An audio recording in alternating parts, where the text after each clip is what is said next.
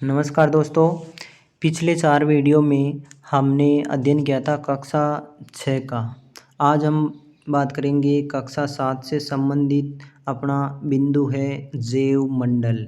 तो जैव मंडल के बारे में बात करेंगे आज और ये कक्षा 7 का है। और सबसे पहला प्रश्न है, पृथ्वी का समस्त भाग जहाँ जीव विद्यमान है क्या कहलाता है? जैव मंडल। पृथ्वी की ठोस सतह वाले भाग को क्या कहा जाता है? स्थल मंडल। पृथ्वी का जलीय भाग क्या कहलाता है? जल मंडल। नेक्स्ट है, धरातल से ऊपर गैस, जलवाष्प व धूल कणों से बना पृथ्वी के चारों ओर का आवरण क्या कहलाता है? वायुमंडल कहलाता है। नेक्स्ट है, पृथ्वी पर ऊर्जा का सबसे बड़ा स्रोत क्या है? तो ये है सूर्य। आगे चलते हैं। जैव मंडल के जीवों को कितने भागों में बांटा गया है? तो 2 भागों में बांटा गया है, वनस्पति जगत तथा जीव जगत। जैविक तथा अजैविक पर्यावरण के अंतः संबंध को क्या कहा जाता है? पारितंत्र।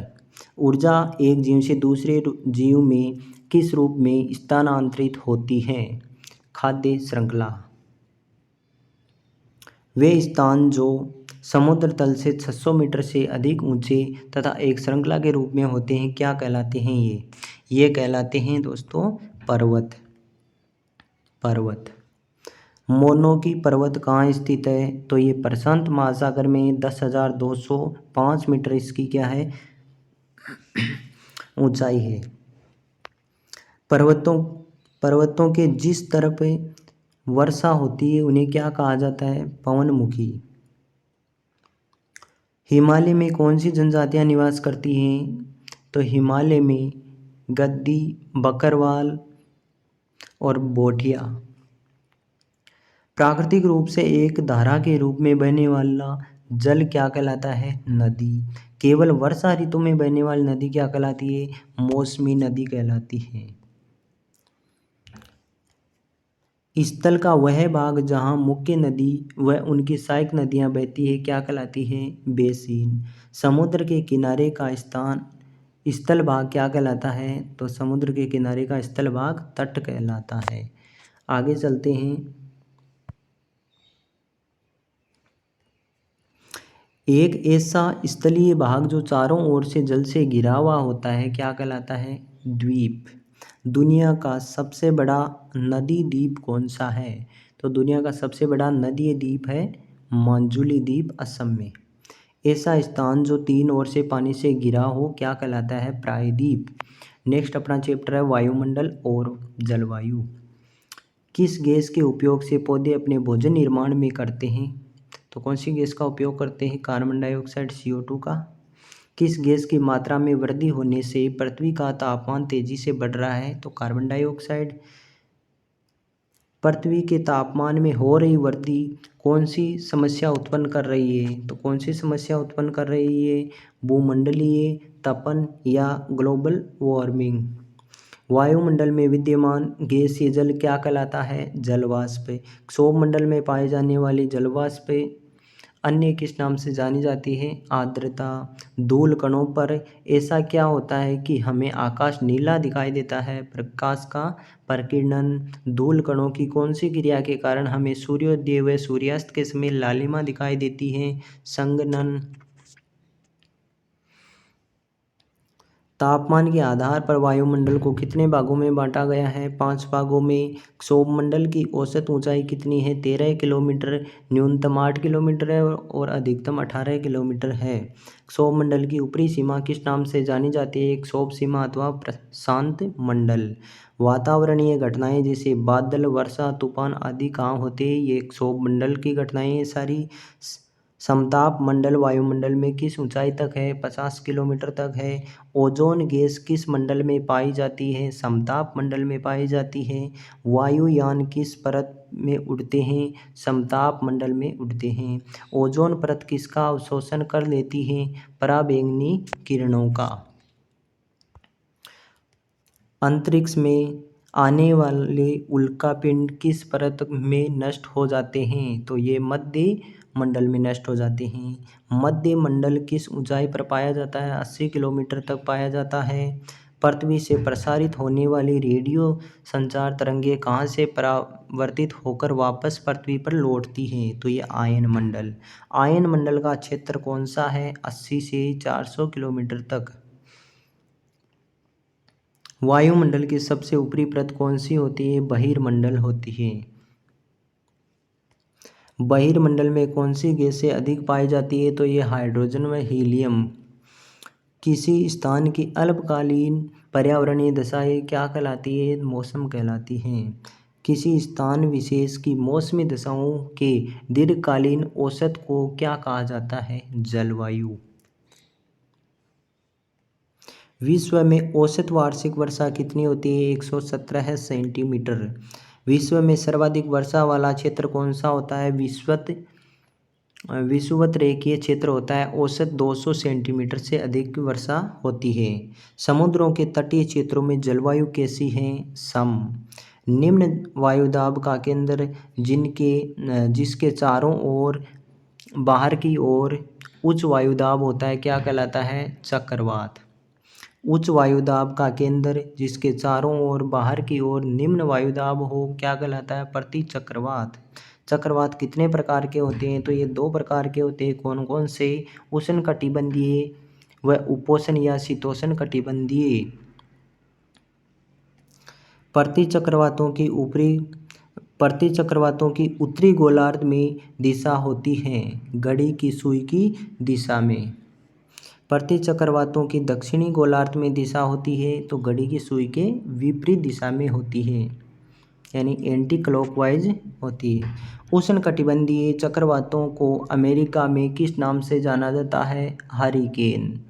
उष्णकटिबंधीय चक्रवातों को कैरिबियन सागर व मेक्सिको में किस नाम से जाना जाता है? टोर्नेडो।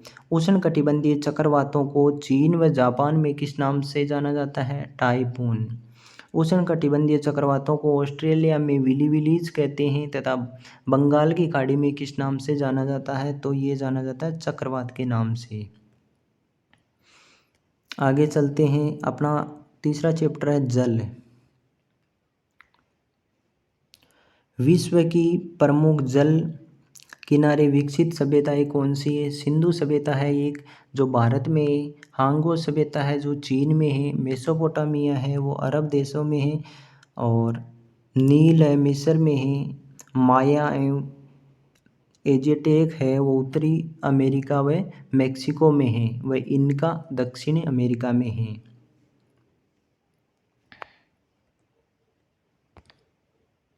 तो ये इसका डायग्राम दे रखा है, आप मैप की सहायता से देख सकते हो।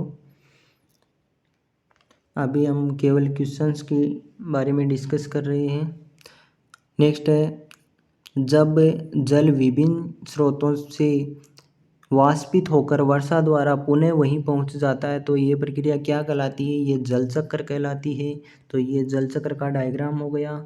इधर सूर्य है। अब बात करते हैं नेक्स्ट पर्सन की। तो विश्व में सर्वाधिक वर्षा वाला स्थान कौन सा है? मासिनराम व चेरापूंजी दोनों ही मेघालय में है। पृथ्वी पर मौजूद कुल जल का कितने प्रतिशत भाग पीने योग्य हैं? 2.5% है। विश्व की सबसे खारी झील कौन सी है? वोन झील तुर्की में है। मृत सागर किन देशों के मध्य स्थित खारे पानी की झील है? ये जॉर्डन व इजराइल के मध्य है। जल में खारेपन का कारण किसे माना जाता है? सोडियम क्लोराइड को मैग्नीशियम, कैल्शियम व अन्य लवणों के कारण भी पाया जाता है। आगे चलते हैं। भारत सरकार द्वारा जल प्रदूषण के संकट को ध्यान में रखते हुए क्या किया गया है? प्रदूषण निवारण एवं नियंत्रण कानून बनाया गया है 1976। गंगा की सफाई के लिए कौन सी योजना भारत सरकार द्वारा चलाई जा रही है? गंगा एक्शन प्लान व नमामि गंगे। जल दिवस कब मनाया जाता है? ये 22 मार्च को मनाया जाता है। जल संरक्षण की विधियां बताइए। तो ये कौन कौन सी विधियां हैं? बूंद बूंद सिंचाई विधि, फव्वारा पद्धति है, रूपटॉप जल संग्रहण विधि, एनीकट निर्माण विधि। तो भविष्य में सोना या नीला सोना भविष्य का सोना या नीला सोना किसे कहा जाता है? जल को। व्यर्थ व बेकार पदार्थ क्या कहलाते हैं? अपशिष्ट। व्यर्थ या बेकार पदार्थ क्या कहलाते हैं? अपशिष्ट। अगला अपना चैप्टर है भूमि। तो वह प्राकृतिक भूभाग जो प्राकृतिक वनस्पति से ढका हो क्या कहलाता है? वन भूमि कहलाता है। भारत सरकार द्वारा जल प्रदूषण के संकट को ध्यान में रखते हुए क्या किया गया? प्रदूषण निवारण एवं नियंत्रण कानून बनाया गया 1974। अच्छा, ये वापस रिपीट हो गए। आगे चलते हैं।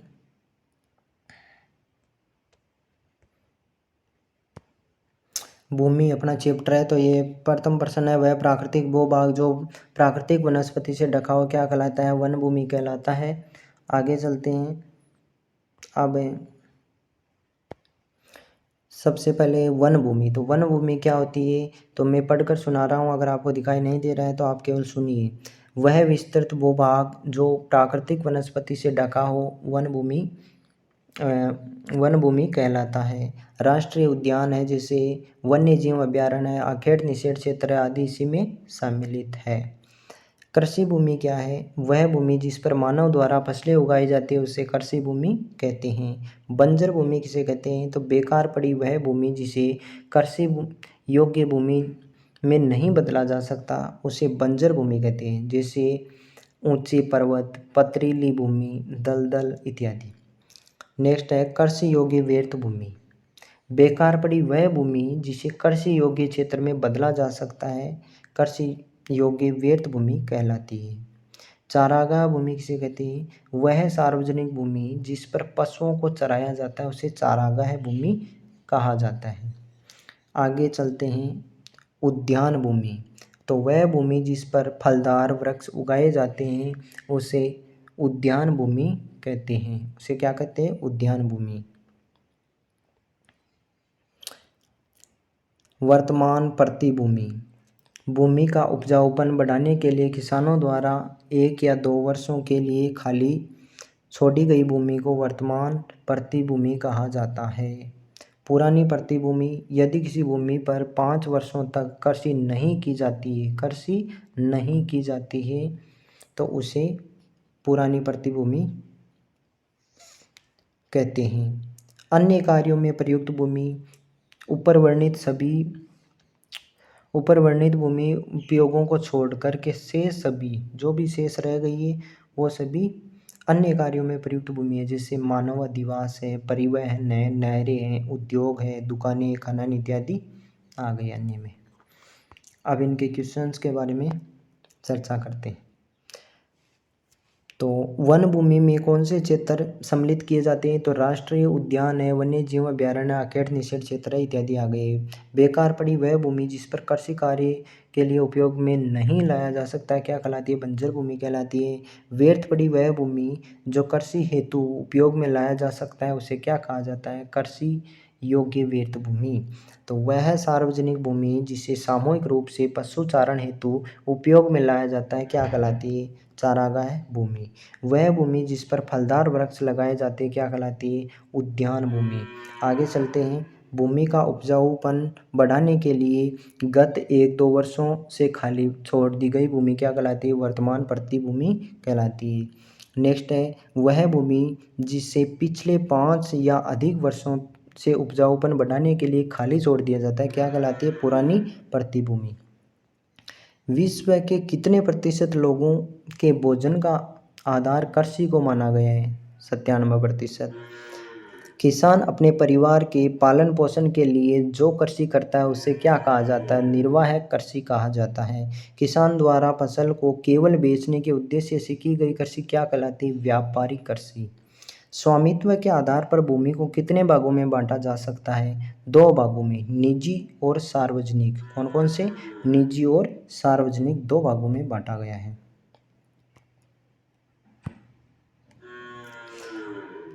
भारत की कुल भूमि का कितने प्रतिशत कृषि क्षेत्र में उपयोग होता है? तो 60% होता है। भारत की कुल भूमि का कितने प्रतिशत चारागाह में उपयोग होता है? 4%। भारत की कुल भूमि का कितने प्रतिशत वन क्षेत्र है? 23%। कृषि भूमि का कुल प्रतिशत विश्व के कुल स्थल भाग का कितना है? 11%। उपजाऊ भूमि की गुणवत्ता, उपयोगिता व उत्पादकता में कमी आ जाना क्या कहलाता है? अवनयन या भूमि निम्नीकरण कहलाता है। नेक्स्ट है, बांध बनाकर तटीय भूमि को डूबने से बचाने की तकनीक क्या कहलाती है? ये तकनीक कहलाती है पोल्डर।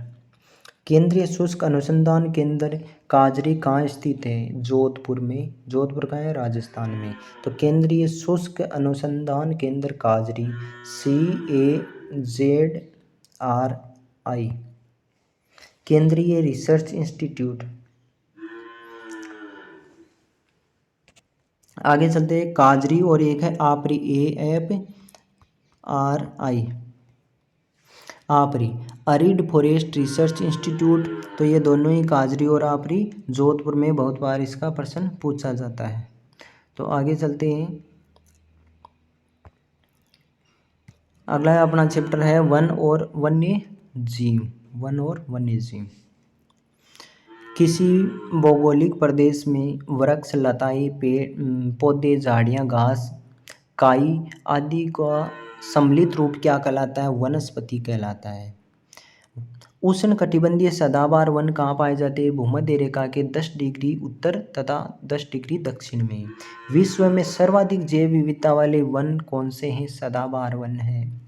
उष्णकटिबंधीय सदाबहार वनों में किस प्रकार के पेड़ पाए जाते हैं? जैसे कठोर लकड़ी वाले, रोजवुड, आबुनिस व महोगनी, ये वृक्ष पाए जाते हैं। सेल्वा वन किस क्षेत्र में पाए जाते हैं? तो ये ब्राजील में पाए जाते हैं। आगे चलते हैं, पृथ्वी के फेफड़े किन्हें कहा जाता है? ब्राजील में अमेजन के जंगल जिन्हें स्थानीय भाषा में सेल्वास कहा जाता है। विश्व का सबसे बड़ा सांप एनाकोंडा कहाँ पाया जाता है? तो ये दक्षिण अमेरिका में अमेजन के जंगलों में पाया जाता है। पतझड़ वनों में कौन से वृक्ष पाए जाते हैं? तो पतझड़ में है नीम, शीशम, महुआ, जामुन, साल तथा सागवान, ये सब पाए जाते हैं। शीतोष्ण कटिबंधीय सदाबहार वनों में किस प्रकार के वृक्ष पाए जाते हैं? तो ये कठोर व मुलायम दोनों प्रकार के लकड़ी वाले ये पाए जाते हैं। बांस और यूकेलिप्टिस। यूकेलिप्टिस का आप ध्यान रखिए, ये सबसे ऊंचा पेड़ होता है। विश्व का सबसे ऊंचा पेड़ यूकेलिप्टिस ये है। विश्व का फलोद्यान किसे कहा जाता है? भूमध्य सागरीय वन को। आगे चलते हैं, कागज की लुगदी बनाने के लिए किस प्रकार के वनों की लकड़ी का प्रयोग किया जाता है? तो शंकु अथवा कोणधारी वनों का। कोणधारी वनों के प्रमुख वृक्ष कौन कौन से हैं? तो ये हैं लार्च, स्पूस, पाइन व बर्च, ये सब इसके हैं। आगे चलेंगे, विश्व में सबसे बड़े घास के मैदान कौन से हैं? सवाना। ब्राज़ील के उष्णकटिबंधीय घास के मैदान किस नाम से जाने जाते हैं? ये जाने जाते हैं कंपोज। वेनेजुएला में उष्णकटिबंधीय घास के मैदान किस नाम से जाने जाते हैं? लानोस।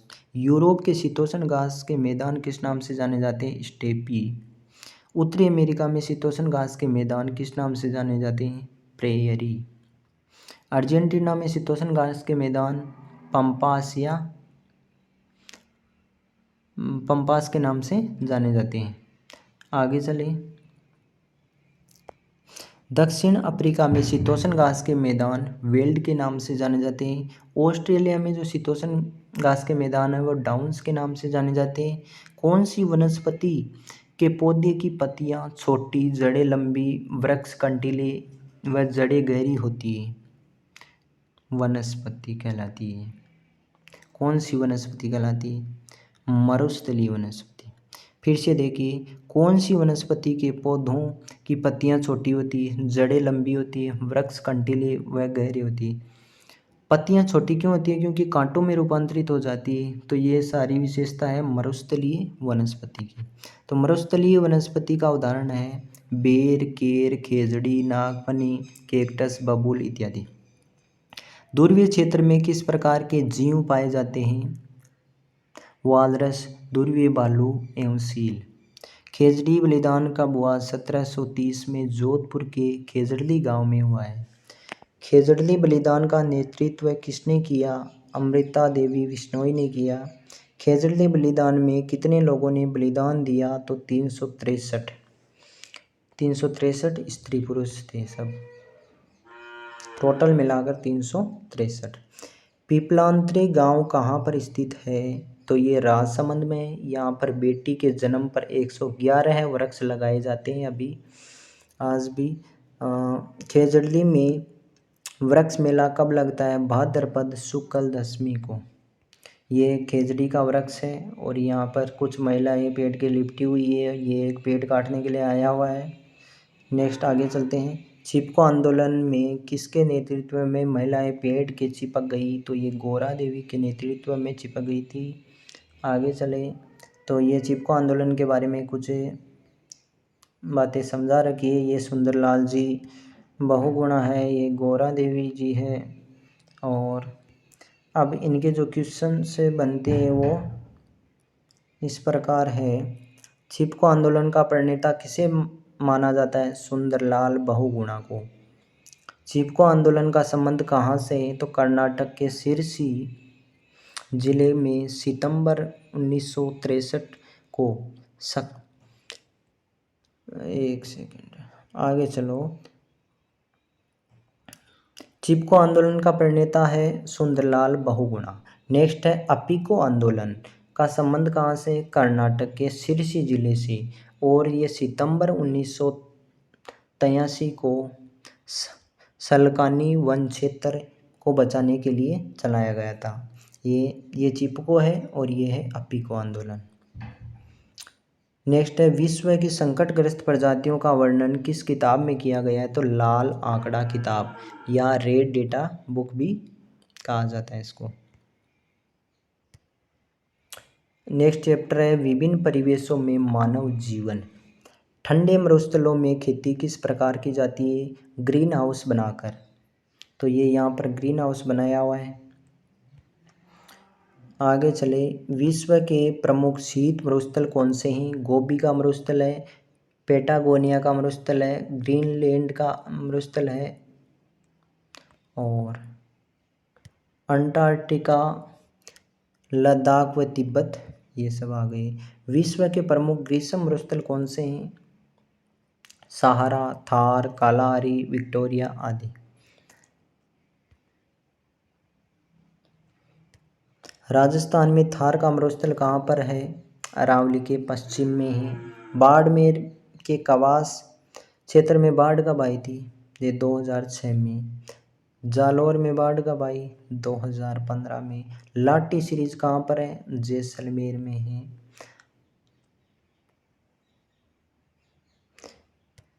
लाटी सीरीज कहाँ पर है? जैसलमेर में। तो राजस्थान के जैसलमेर जिले में पाकिस्तान की सीमा के किनारे करीब 60 किलोमीटर लंबी पट्टी के रूप में एक सीरीज है और ये क्षेत्र जैसलमेर से पोखरण होते हुए मोहनगढ़ है। मोहनगढ़ कहाँ है? मोहनगढ़ जैसलमेर में ही है। पोखरण होते हुए मोहनगढ़ तक फैला है और यह एक भूगर्भीय जल पट्टी है। इस इलाके में इसे सेवन घास के नाम से जाना जाता है। यहाँ पर सेवन घास उगती है। याक तथा जोमा किस प्रकार के प्राणी है? शीत मरुस्थलीय या लद्दाख में पाए जाते हैं। शीत मरुस्थल में पशुचारण करने वाली प्रमुख जनजातियां कौन सी है? बोटिया, बकरवाल, गुज्जर और चांगपा। बूटिया, मोनपा। कराकोरम दर्रा कहाँ स्थित है? ये जम्मू कश्मीर में स्थित है। नेक्स्ट, लद्दाख के लोगों के पत्थर और गारे की ईंटों से बने घर क्या कहलाते? खगपा। लद्दाख के निवासी किस प्रजाति के माने जाते हैं? भारत ईरानी व भारत मंगोल। लद्दाख के निवासी खुद को गर्म रखने के लिए किस पेय पदार्थ का प्रयोग करते हैं? छंग का। दो पहाड़ों के बीच का तंग रास्ता दर्रा कहलाता है। नेक्स्ट चैप्टर है 7 नंबर, विभिन्न परिवेशों में मानव जीवन। भारत का सबसे बड़ा उपजाऊ मैदानी प्रदेश कौन सा है? गंगा का मैदान है। कौन सा है? गंगा का मैदान। राजस्थान में थार का मरुस्थल कहाँ पर है? अरावली के पश्चिम में आ गया। ये वही रिपीट हो गई। आगे चलते।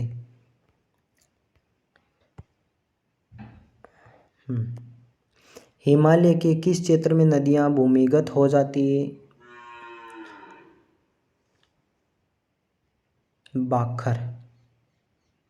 हिमालय के जिस भाग में नदियाँ पुनः धरातल की ओर, भाबर।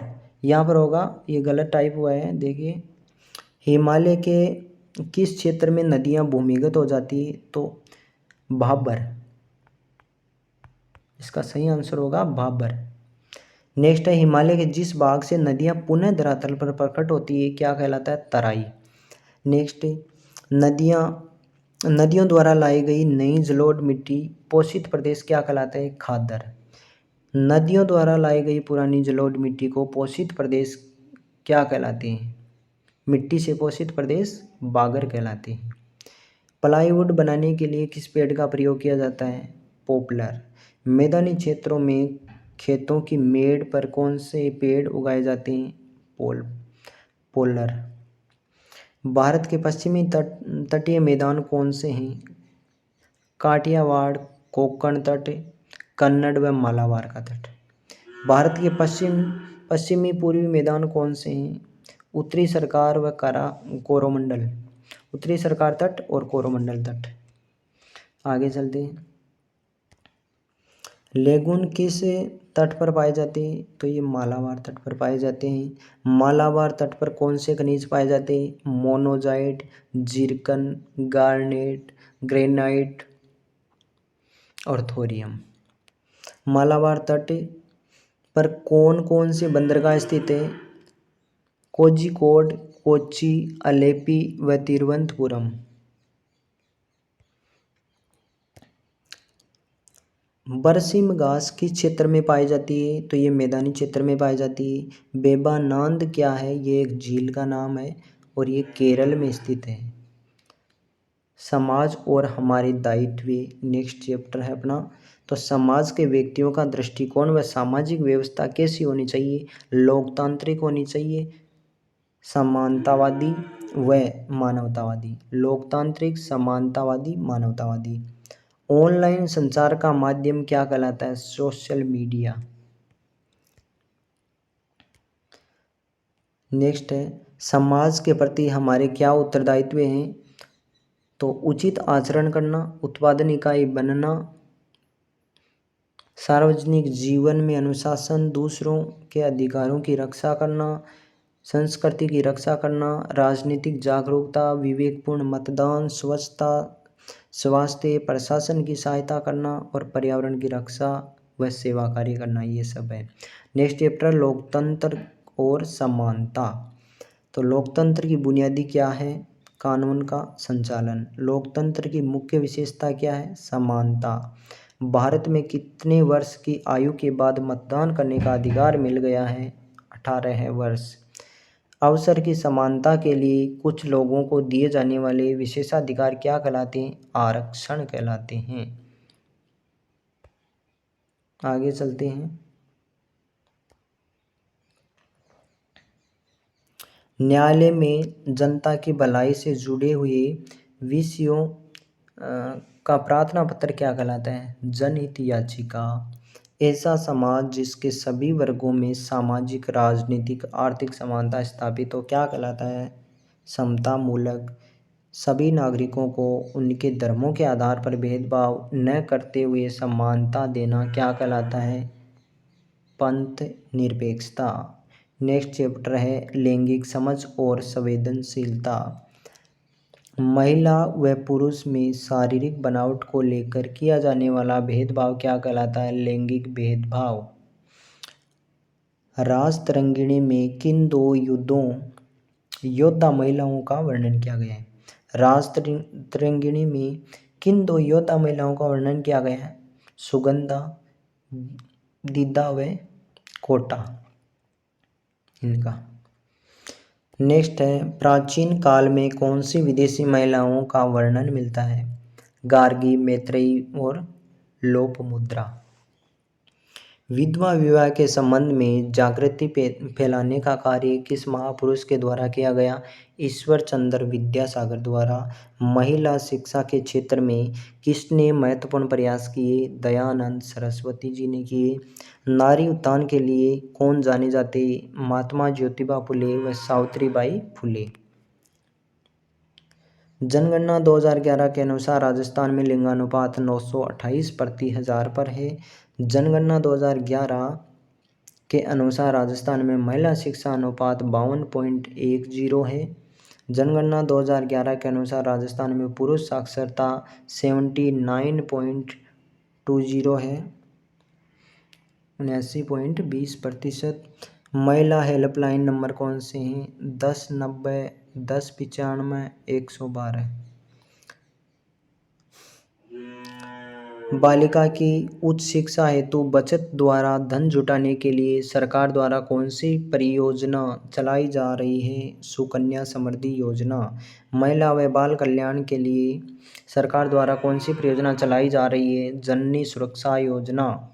लिंगानुपात समानता के लिए सरकार द्वारा कौन सी परियोजना चलाई जा रही है? बेटी बचाओ बेटी पढ़ाओ योजना चलाई जा रही है।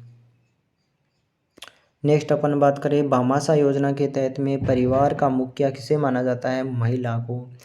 सरकार राजस्थान का सामाजिक, आर्थिक व प्रौद्योगिकी विकास नेक्स्ट चैप्टर है अपना।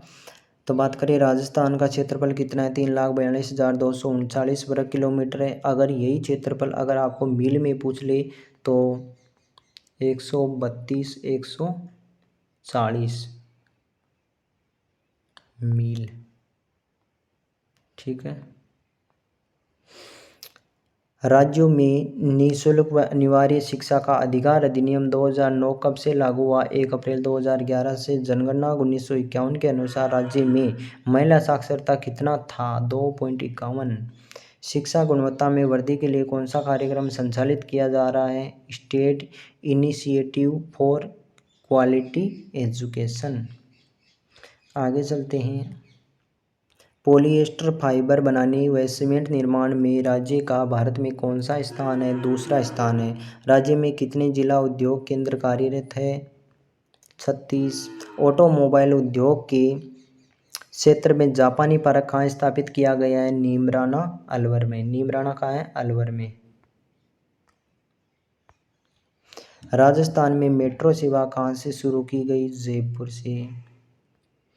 नेक्स्ट अपना चैप्टर है राज्य सरकार। राज्य सरकार। भारत सरकार अन्य किस नाम से जानी जाती है? संघ सरकार अथवा केंद्र सरकार के नाम से। भारत के मतदाता कितने स्तरों की सरकार चुनते हैं? 3 स्तरों की। तो स्थानीय स्वशासन हो गया, एक राज्य सरकार हो गया, एक केंद्र सरकार हो गया। संविधान द्वारा केंद्र व राज्य सरकार के कार्यों का बंटवारा कितने प्रकार की सूचियों में किया है? 3। संघ सूची में सरकार के कौन से कार्य सम्मिलित हैं? प्रतिरक्षा, विदेश मामले, बैंकिंग, संचार, रेलवे व मुद्रा जैसे 97 विषय। राज्य सूची में सरकार के कौन से कार्य सम्मिलित हैं? पुलिस है, स्थानीय व्यापार है, वाणिज्य है, कृषि व सिंचाई जैसे 66 विषय शामिल हैं। समवर्ती सूची में सरकार के कौन कौन से कार्य सम्मिलित है? तो इसमें शिक्षा है, वन है, मजदूर है, संघ है आदि। कुल कितने विषय हैं? 47 विषय हैं, 47 विषय हैं, टोटल 47 विषय। राज्य का संवैधानिक मुखिया कौन होता है? तो राज्यपाल होता है। पाल के लिए न्यूनतम यानी राज्यपाल के लिए न्यूनतम आयु संबंधी योग्यता कितनी होनी चाहिए? 35 वर्ष। यहाँ हो जाएगा राज्यपाल। मुख्यमंत्री व उनके मंत्रियों का समूह क्या कहलाता है? मंत्री परिषद कहलाता है। राज्यपाल किसकी सलाह से नियुक्त किया जाता है? मुख्यमंत्री। राजस्थान में राज्य की विधानसभा के सदस्यों की संख्या कितनी है? 200।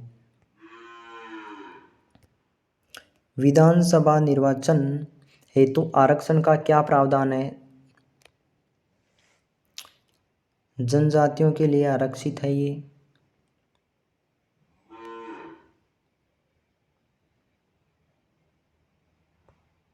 इस प्रश्न को आप छोड़िए, सही नहीं टाइप हुआ है। आगे चलते हैं। विधायक निर्वाचित होने के लिए न्यूनतम कितनी आयु सीमा होनी जरूरी है? तो विधायक निर्वाचित होने के लिए 25 वर्ष आयु होनी जरूरी है, न्यूनतम आयु। सरकार के कानून निर्माण संबंधी कार्य किस शक्ति के अंतर्गत आते हैं? विधायी शक्ति के अंतर्गत। राज्य व्यवस्थापिका का दूसरा सदन किस नाम से जाना जाता है? विधान परिषद के नाम से। राजस्थान उच्च न्यायालय की एक अन्य पीठ कहाँ है? जयपुर में। खंडपीठ जयपुर में है और मुख्य वैसे जोधपुर में है। तो राजस्थान उच्च न्यायालय कहाँ स्थित है? तो राजस्थान उच्च न्यायालय तो जोधपुर में है, जबकि खंडपीठ है वो जयपुर में स्थित है। भारत का सर्वोच्च न्यायालय कहाँ स्थित है? नई दिल्ली में है। आगे चलते हैं। सरकार व लोक कल्याण। तो नागरिक बिना सरकारी कार्यालय गए किस माध्यम से अपने सरकार संबंधी कार्य करवा सकते हैं? ई गवर्नेंस के माध्यम से। ई गवर्नेंस का माध्यम क्या है? ई मित्र है, अटल सेवा केंद्र है, सूचना कियोस्क है व राजस्थान पोर्टल है। इनके माध्यम से अपने कार्य आसानी से कर सकते हैं। कंप्यूटर शिक्षा के लिए सरकार द्वारा कौन सा अभियान चलाया जा रहा है? Digital India. सूचना का अधिकार अधिनियम राजस्थान में कब लागू हुआ? 2000 में। सूचना के अधिकार को लेकर राष्ट्रीय स्तर पर कानून कब बना? 2005 में। राजस्थान लोक सेवाओं को प्रदान की गारंटी अधिनियम कब लागू हुआ? 2011। राजस्थान सुनवाई का अधिकार अधिनियम लागू हुआ 2012 है। निःशुल्क एम्बुलेंस सेवा के लिए टोल फ्री नंबर कौन सा है? 108। आगे चलते हैं। संचार माध्यम व लोकतंत्र। संचार माध्यमों को कितने रूपों में विभाजित किया गया है? 3 रूपों में। 3 रूपों में कौन कौन से? मुद्रण, वार्तालाप और इलेक्ट्रॉनिक। तो ये यहाँ पे दिया हुआ है। संचार माध्यम मीडिया के रूप है, या मुद्रण हो गया, वार्तालाप हो गया और इलेक्ट्रॉनिक माध्यम। 3 माध्यम हो गए।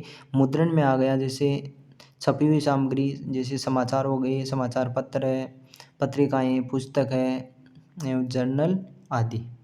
वार्तालाप में telephone, mobile phone, video phone इत्यादि हो गए। इलेक्ट्रॉनिक में आ गए film, radio, Doordarshan, audio video, cassette, disc इत्यादि। स्वच्छ भारत अभियान की शुरुआत कब हुई थी? ये एग्ज़ाम में पूछा जा चुका है। 2 अक्टूबर 2014 में। आगे चलते हैं। भारत को विश्व गुरु का दर्जा किस सम्राट के काल में मिला? सम्राट हर्ष के काल में। भारत के प्रसिद्ध प्राचीन विश्वविद्यालय कौन से हैं? नालंदा, तक्षशिला, विक्रमशिला और गया। पुराणों में भारत भूमि के लिए किस शब्द का प्रयोग हुआ है? जम्बूद्वीप। तो अपना जो भारत है कौन से द्वीप पर स्थित है? जम्बूद्वीप में स्थित है। भारत में कौन से प्रमुख चीनी यात्रियों ने भ्रमण किया था? महायान ने किया था, वेनसांग आए थे और ईत्सिंग भी आए थे। अग्नि पुराण में वर्णित द्वीपांतर भारत का संबंध किससे है? इंडोनेशिया से है। भारत की कौन सी वस्तुओं का निर्यात प्राचीन काल में सबसे अधिक होता था? मलमल का छींट, रेशम, जरी के वस्त्र और नील और गरम मसाले, इतनी चीज़ों का निर्यात होता था। आगे चलते हैं। भारत का पहला राजदूत जो चीन गया कौन था? बोधिरुचि, जो चालुक्य राजसभा में नियुक्त थे। चीनी राजदूत के साथ में 693 ईस्वी में चीन गया था। बठार गुरु की मूर्ति कहाँ मिली है? जावा में। जावा के किस नाटक में रामायण व महाभारत के संवाद लिए गए हैं? व्यंग्य। बरोबुदर व लोरो जगरंग मंदिर कहाँ स्थित है? ये जावा में स्थित है। अंगकोर वाट का प्रसिद्ध विष्णु मंदिर कहाँ पर है? कंबुज या कंबोडिया में है। आनंद मंदिर कहाँ स्थित है? वे ब्रह्मा में है। चंपा से कितने संस्कृत अभिलेख मिले हैं? 100।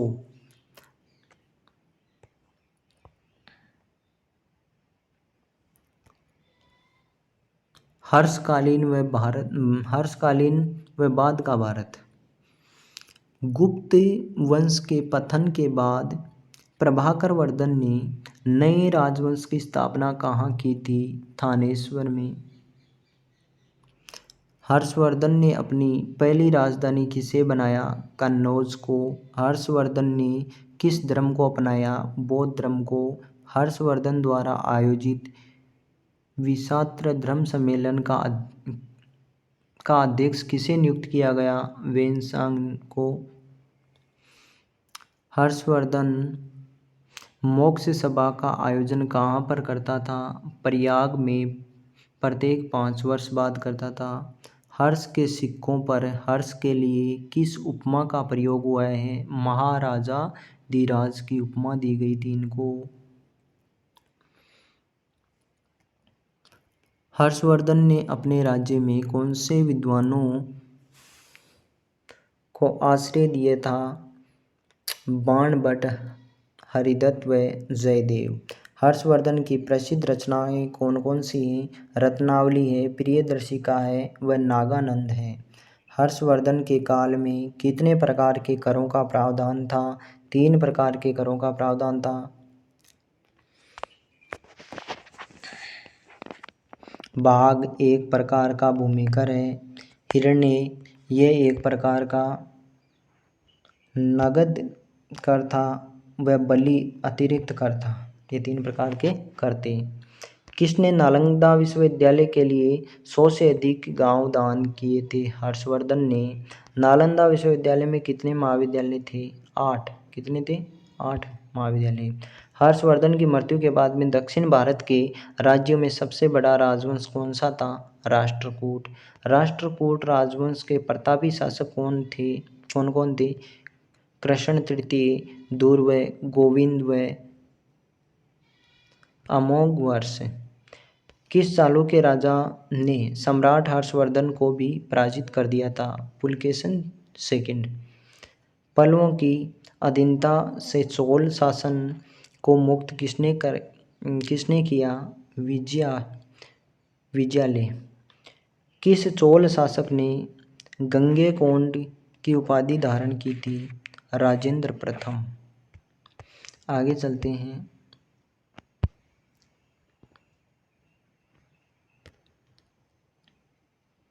उत्तर भारत के प्रतिहार वंश का सबसे शक्तिशाली राजा कौन था? मिहिर भोज। गहडवाल वंश का संस्थापक कौन था? चंद्रदेव। गहडवाल वंश का पतन किसके काल में हुआ? जयचंद मोहम्मद गौरी से पराजित हुआ। चौहान वंश का प्रथम प्रतापी राजा कौन था? विग्रहराज। चौहान वंश का सबसे अधिक प्रतापी राजा पृथ्वीराज चौहान तृतीय। गोहिल वंश का प्रथम प्रतापी शासक कौन था? बप्पा रावल। आगे चलते हैं। सिसोदिया वंश का सबसे अधिक प्रतापी शासक महाराणा प्रताप। महमूद गजनवी ने किसके काल में सोमनाथ का मंदिर तोड़ा था? सोलंकी वंश के समय। बाणभट्ट की रचनाएं कौन सी है? हर्षचरित्र व कादम्बरी। हर्षचरित्र व कादम्बरी किनकी रचनाएं? बाणभट्ट की। जयदेव की रचना कौन सी है? गीत गोविंद। दोस्तों गीत गोविंद किसने लिखा? जयदेव ने लिखा।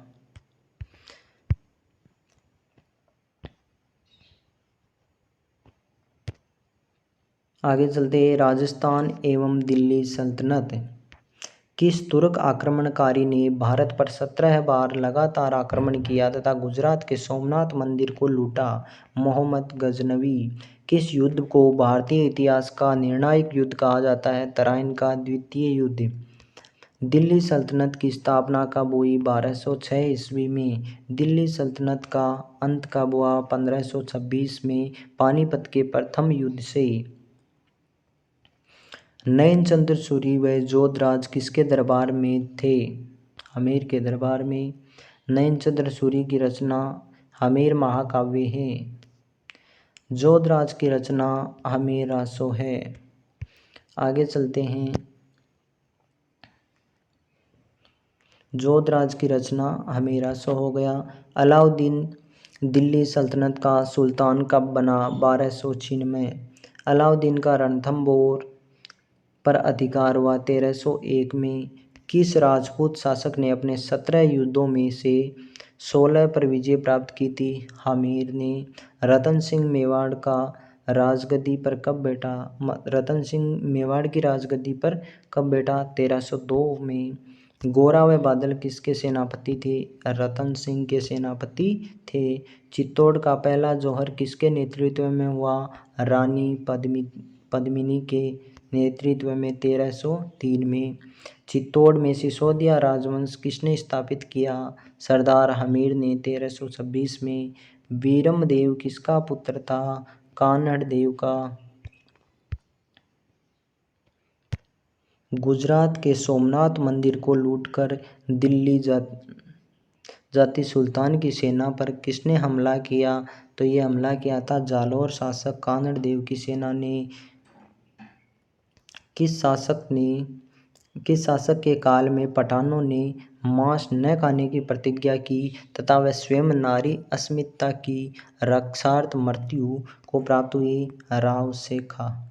राव शेखा द्वारा जीता गया क्षेत्र किस नाम से चर्चित है? ये शेखावाटी के नाम से चर्चित है। शेखावाटी में सीकर, झुंझुनू और चूरू जिले शामिल हैं। महाराणा कुंभा के शासन की जानकारी किन स्रोतों से मिलती है? रसिक प्रिया, एकलिंग महात्म्य व कुम्भलगढ़ प्रशस्ति। किसका काल भारतीय कला का स्वर्णिम काल कहलाता है? तो ये महाराणा कुंभा का काल है। महाराणा कुंभा द्वारा कितने दुर्गों का निर्माण किया गया? 32 दुर्गों का निर्माण किया गया।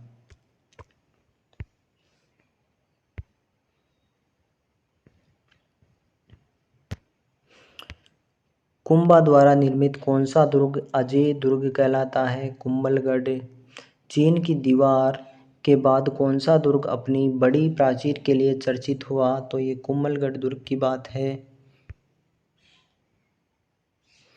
आगे चलते हैं। राजस्थान के राजवंश एवं मुगल। दिल्ली सल्तनत पर मुगल साम्राज्य की नींव किसने रखी थी? 1526 में बाबर ने रखी थी। हरियाणा के किस शासक ने अफगान शेरशाह सूरी से दिल्ली का शासन छीनकर स्वयं विक्रमादित्य के नाम से प्रसिद्ध हुआ व अपने नाम के सिक्के भी चलवाए थे? तो ये हेमचंद्र या हेमू भी इन्हें कहा जाता है। विक्रमादित्य को किसने हराकर दिल्ली पर पुनः मुगल शासन की स्थापना की? 1526 में अकबर ने। वीर शिरोमणि महाराणा प्रताप का जन्म हुआ 9 मई 1540 में। ज्येष्ठ शुक्ल तृतीया विक्रम संवत 1597। महाराणा प्रताप की माता का नाम जयवंताबाई सोनगरा था। महाराणा प्रताप की माता का नाम जयवंताबाई सोनगरा। महाराणा प्रताप का जन्म किस जिले में हुआ? कुंभलगढ़ में हुआ था। किले में हुआ, कुंभलगढ़ में हुआ था। ठीक है। महाराणा प्रताप का राज तिलक किस किले में हुआ? तो ये गोगुंदा में हुआ और 32 वर्ष की आयु में हो गया था। आगे चलते हैं। अकबर ने किसे महाराणा प्रताप के विरुद्ध हल्दीघाटी के युद्ध में प्रधान सेनापति नियुक्त किया? तो ये मानसिंह को किया था। हल्दीघाटी का युद्ध कब हुआ था? 18 जून 1576 को। हल्दीघाटी के युद्ध में महाराणा प्रताप का साथ किसने दिया? रावल किशन दास, भीम सिंह डोडिया, रामदास मेड़तिया और राम साह तंवर, झालाबिंदा, मानसिंह सोनगरा आदि ने दिया था। ठीक है, रावल। नेक्स्ट है प्रताप के चंदावल दस्ते में कौन कौन शामिल थे? पुरोहित गोपीनाथ जी, जलमल मेहता, चारण जैसा, बामाशाह आदि।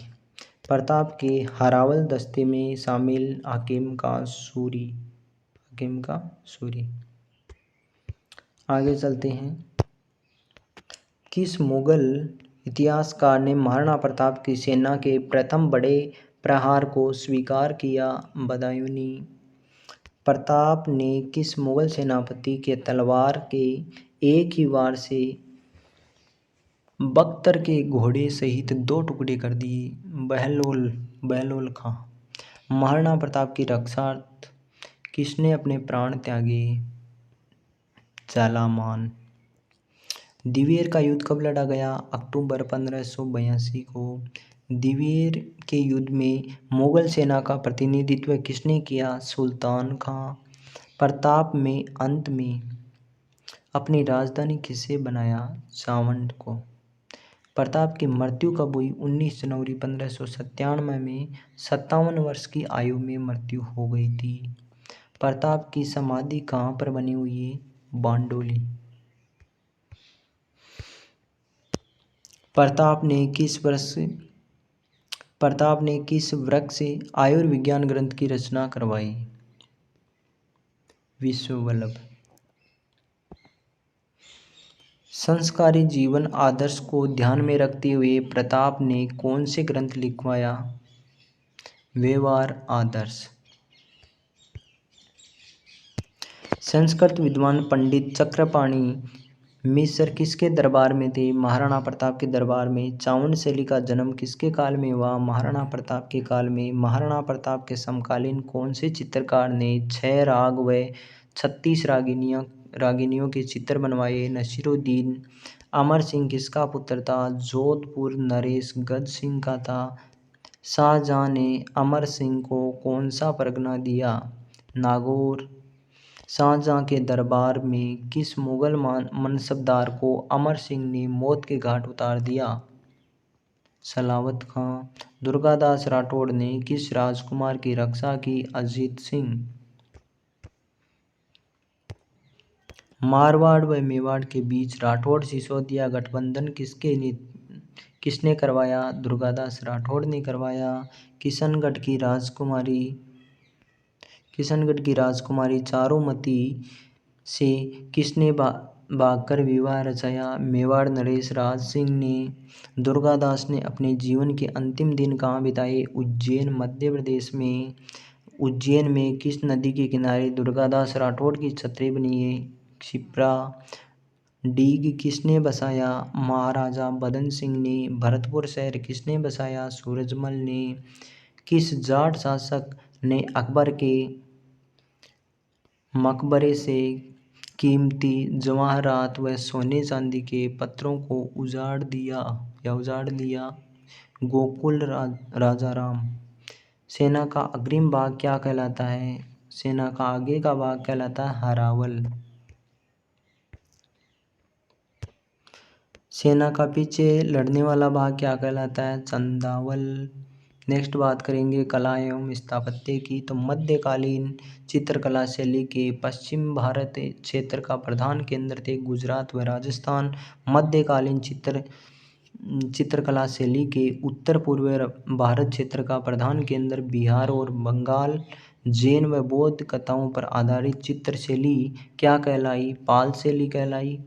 ताड़ पत्थर अथवा कागज पर बनाए गए चित्र क्या कहलाते हैं? पोती चित्र। राजस्थानी चित्रशैली की उत्पत्ति किससे मानी जाती है? पश्चिमी भारतीय शैली से। कुतुब मीनार किस मस्जिद के समीप बना हुआ है? कुवल उल इस्लाम के समीप है ये। किस किले को भारत में राजस्थान सत्ता का द्योतक माना जाता है? दिल्ली का लाल किला। वह क्षेत्र अथवा स्थान जिसके चारों ओर प्राचीर अथवा परकोटा बना हो उसे क्या कहा जाता है? दुर्ग। आगे चलते हैं। राजस्थान के प्रमुख दुर्ग कौन कौन से हैं? चित्तौड़गढ़ है, मेहरानगढ़ जोधपुर में स्थित है, चित्तौड़गढ़ अजमेर में है, रणथंभौर सवाई माधोपुर हो गया, गागरोन झालावाड़ में है, सोनारगढ़ जैसलमेर में है, कुम्भलगढ़ राजसमंद में है, जालौर दुर्ग है, स्वर्णगिरी का दुर्ग भी इसे कहते हैं, ये जालौर में स्थित है, जूनागढ़ बीकानेर में स्थित है, तारागढ़ बूंदी में भी है और तारागढ़ अजमेर में भी स्थित है, 2 तारागढ़ है, वह आमेर जयपुर है। बादल महल व अनिरुद्ध महल किस दुर्ग में स्थित है? तारागढ़ बूंदी में स्थित है ये। मुस्लिम पीर अली शाह की मस्जिद किस दुर्ग में है? ये जालौर दुर्ग में स्थित है। चित्तौड़ में स्थित विजय स्तंभ का निर्माण किसके द्वारा करवाया? कुंभा द्वारा करवाया 1440 से 1448 तक। विजय स्तंभ की ऊंचाई कितनी है? 47 फीट वर्गाकार आकृति में है और 10 फीट ऊंचे चबूतरे पर स्थित है। विजय स्तंभ में कितनी मंजिलें हैं? 9 मंजिलें हैं। भारतीय मूर्तियों का विश्व कोश किसे कहा जाता है? विजय स्तंभ को कहा जाता है। विजय स्तंभ के शिल्पी कौन थे? इज्ता व उनके पुत्र नापा, पोम्मा, पूजा, भूमि, सुति व बलराज थे। राजस्थान की प्रमुख चित्रशैलियाँ कौन सी है? मेवाड़ शैली है, उदयपुर, नाथद्वारा, देवगढ़, चावंड इसमें आते हैं। मारवाड़ हो गई, मारवाड़ शैली हो गई, सिरोही, ये जोधपुर, सिरोही, बीकानेर क्षेत्र ये आ गए इनके। हाड़ौती शैली कोटा, बूंदी, झालावाड़ वाली। और ढूंढाड़ शैली जयपुर, अलवर, उनियारा और शेखावाटी। किशनगढ़ शैली में अजमेर व किशनगढ़ आ गए। राजस्थानी चित्र शैली के आरंभिक ग्रंथ कौन से हैं? चोर, पंचाशिका व चावंड राजमाता। राजपूताना राज्य में पल्लवित चित्रशैली का राजस्थान चित्रशैली के रूप में मान्यता किसने दी? राय कृष्ण दास ने।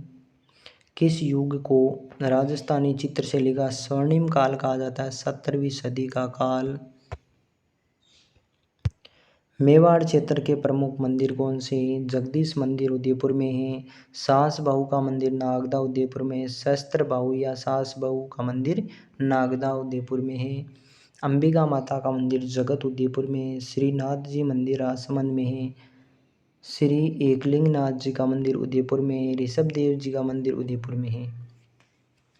मेवाड़ के प्रमुख मंदिर कौन कौन से हैं? देलवाड़ा का जैन मंदिर माउंट आबू में है। माउंट आबू, सिरोही। रणकपुर का जैन मंदिर पाली में है।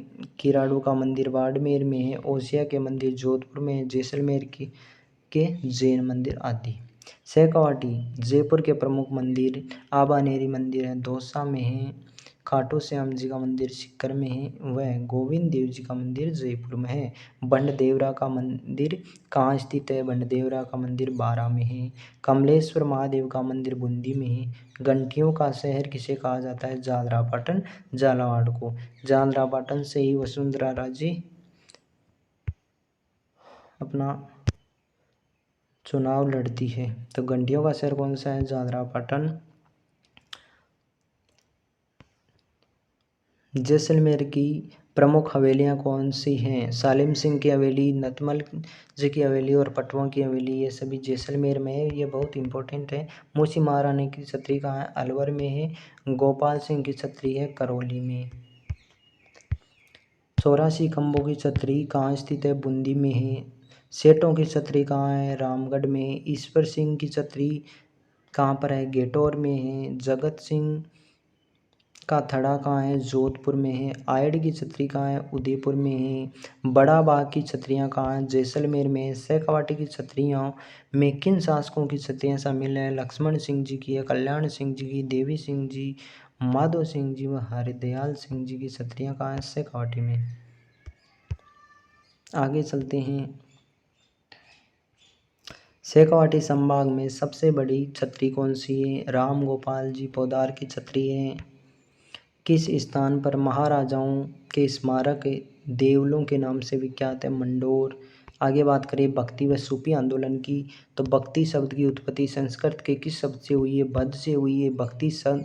भक्ति संत अपनी बात किस माध्यम से कहते थे? काव्य के रूप में कहते थे। दक्षिण भारत में भक्ति धारा के प्रसार का श्रेय दिया जाता था घुमंडी साधु को। गुमकड़ी साधु घूमने वालों। प्रमुख नयनार संत कौन कौन से थे? अपार, सुंदर, शबदर, मणिक व सागर। प्रमुख अलवार संत कौन से थे? पेरी सू अलवार, अडाल, नमालवार, तोडर डिपोडी अलवार। दक्षिण में मीरा किसे कहा जाता है? दक्षिण की मीरा अंडाल। संत रामानंद के प्रमुख शिष्यों के नाम बताइए। कबीर है, धन्ना है, रैदास और पीपा। गुरु नानक देव जी का जन्म कहाँ पर हुआ? तलवंडी में 1469 को। तलवंडी वर्तमान में कहाँ पर है? ये पाकिस्तान के ननकाना साहिब के नाम से प्रसिद्ध है। गुरु नानक देव जी ने अपना डेरा कहाँ पर लगाया? करतार पर, रावी नदी के किनारे। गुरु नानक देव जी के द्वारा उपासना के लिए जो स्थान चयनित किया उसे क्या कहा जाता है? धर्मशाल। धर्मशाल वर्तमान में किस नाम से चर्चित है? गुरुद्वारा। बंगाल के प्रमुख भक्ति संत कौन थे जिन्हें धार्मिक कर्मकांड में का विरोध किया था? तो चैतन्य महाप्रभु। महाराष्ट्र के प्रमुख संत कौन थे? नामदेव, तुकाराम, ज्ञानेश्वर, समर्थ गुरु रामदास, एकनाथ इत्यादि। पंढरपुर नामक स्थान किस लोक देवता के कारण चर्चित है? विट्ठल। समर्थ गुरु रामदास की रचना कौन सी है? दासबोध। छत्रपति शिवाजी के गुरु कौन थे? समर्थ गुरु रामदास। आगे चलते हैं। चौका मेला उनके परिवार ने किसने दीक्षा प्राप्त की? चौका मेला व उनके परिवार ने किन से दीक्षा प्राप्त की? तो संत नामदेव जी से इन्होंने दीक्षा प्राप्त की थी। भारत के वंचित वर्ग का पहला कवि किसे कहा जाता है? संत चौका मेला। संत दादू दयाल जी की मृत्यु कहाँ पर हुई? नारायणा गांव में। मीराबाई की पुत्री थी। मीराबाई किसकी पुत्री थी? ये सही दिखाई नहीं दे रहा है, आप सुन लीजिए केवल। मीराबाई की किसकी पुत्री थी? तो मीराबाई किसकी पुत्री थी? मेड़ता के शासक दादू जी के चौथे पुत्र रतन सिंह जी की पुत्री थी। मीरा को कृष्ण भक्ति की प्रेरणा किन से मिली है? अपने दादा दादी से मिली है। मीरा का विवाह किसके साथ में हुआ? तो ये भोजराज जी के साथ में हुआ था। किनके देहांत के बाद मीरा पूर्ण रूप से कृष्ण भक्ति में लीन हो गई? पति भोजराज, ससुर राणा सांगा व पिता रतन सिंह। आगे चलते हैं। मीरा किस स्थान पर कृष्ण मूर्ति में विलीन हुई? रणछोड़ जी के मंदिर द्वारका में। राजस्थान की राधा किसे कहा जाता है? मीराबाई को कहा जाता है। भारत में चिश्ती सिलसिले की शुरुआत हुई थी? ख्वाजा मोइनुद्दीन चिश्ती। भारत में चिश्ती सिलसिले की शुरुआत, यहाँ पे गलत लिखा हुआ है। भारत में चिश्ती सिलसिले की शुरुआत किसने की? तो ख्वाजा मोइनुद्दीन चिश्ती ने की थी। ख्वाजा मोइनुद्दीन चिश्ती को अन्य किस नाम से जाना जाता था? गरीब नवाज व ख्वाजा साहब के नाम से जाना जाता था। चिश्ती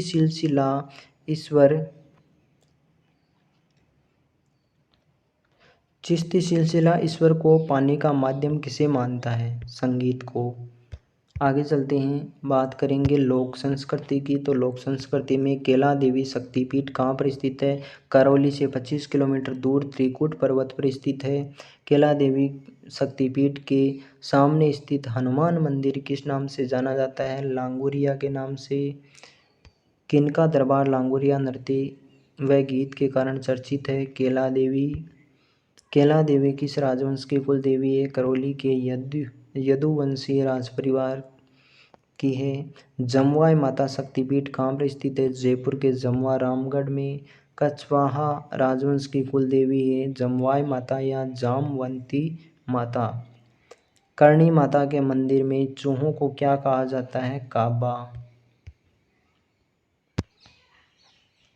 चूहों वाली देवी के नाम से प्रसिद्ध करणी माता। करणी माता ने किस नगर की नींव रखी थी? तो देशनोक की नींव रखी थी।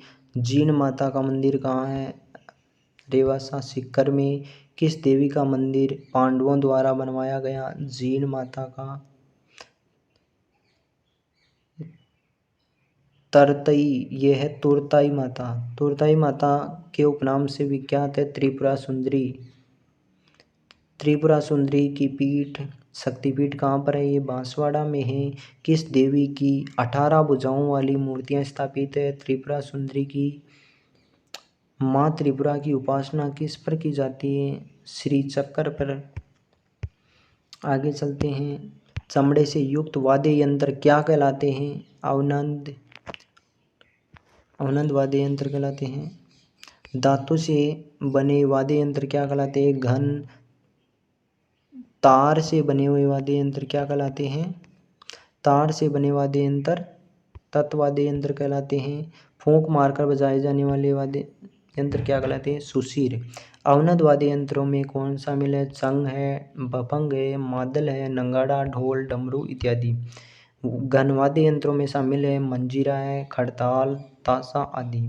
तत्वाद्य यंत्र में शामिल है इकतारा, सारंगी, रावणता, तंदुरा, जंतर इत्यादि। आगे चलते हैं। सुशीर वाद्य यंत्रों में है अलगोजा, शहनाई, पुंगी, तुरही, बांसुरी इत्यादि। अलवर के मेव किस वाद्य यंत्र को बजाने में निपुण होते हैं?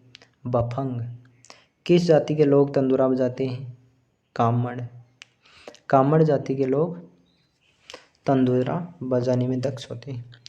राजस्थान के गुज्जर बोपों का प्रसिद्ध वाद्य यंत्र कौन सा है? जंतर।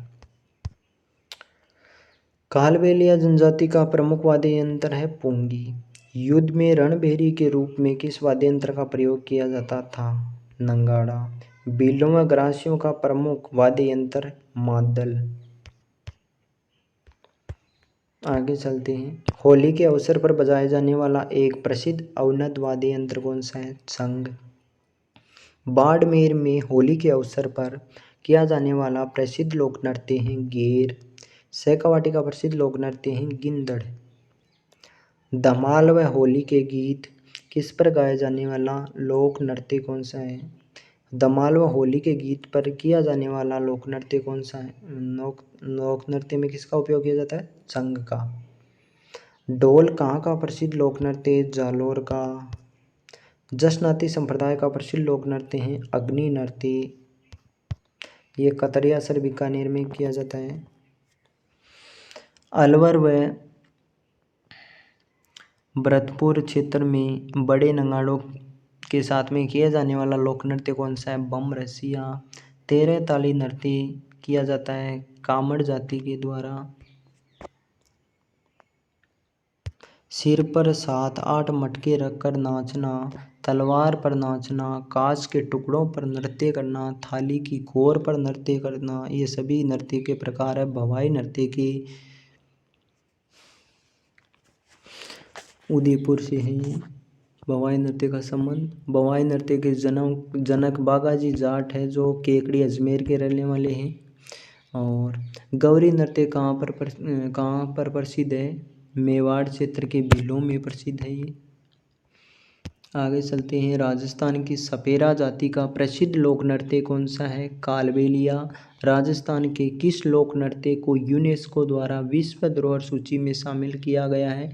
कालबेलिया नृत्य को शामिल किया गया है। अब कक्षा 7 का अपन ने जिस पुस्तक का शुरुआत की थी वो यहाँ ख़त्म हो जाती है। अब आगे कल नेक्स्ट वीडियो में कक्षा 7 का ही राजस्थान अध्ययन से संबंधित हम इन चैप्टरों का अध्ययन करेंगे।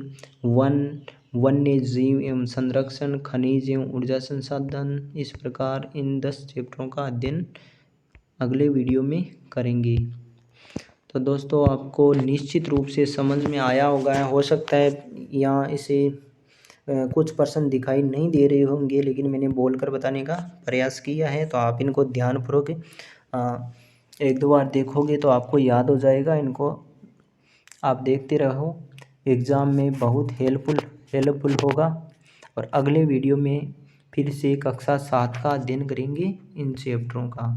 तो ऐसे ही हम RBC बोर्ड की संपूर्ण पुस्तकों का अध्ययन 1 लाइनर के रूप में करने वाले हैं, जिनमें अपन ने कक्षा 6 का कल तक कंप्लीट कर लिए। आज अपन ने कक्षा 7 का शुरू किए हैं। 1-2 वीडियो में कक्षा 7 का कंप्लीट हो जाएगा। फिर 1-2 वीडियो में कक्षा 8 का ख़त्म हो जाएगा। फिर 9 का, 10 का, 11, 12, कक्षा 6 से 12 का अपन कंटिन्यू अध्ययन करेंगे। ये मुश्किल से 30 से 35 वीडियो बनेंगे। 30 से 35 घंटे में कंप्लीट हो जाएगा। ठीक है दोस्तों।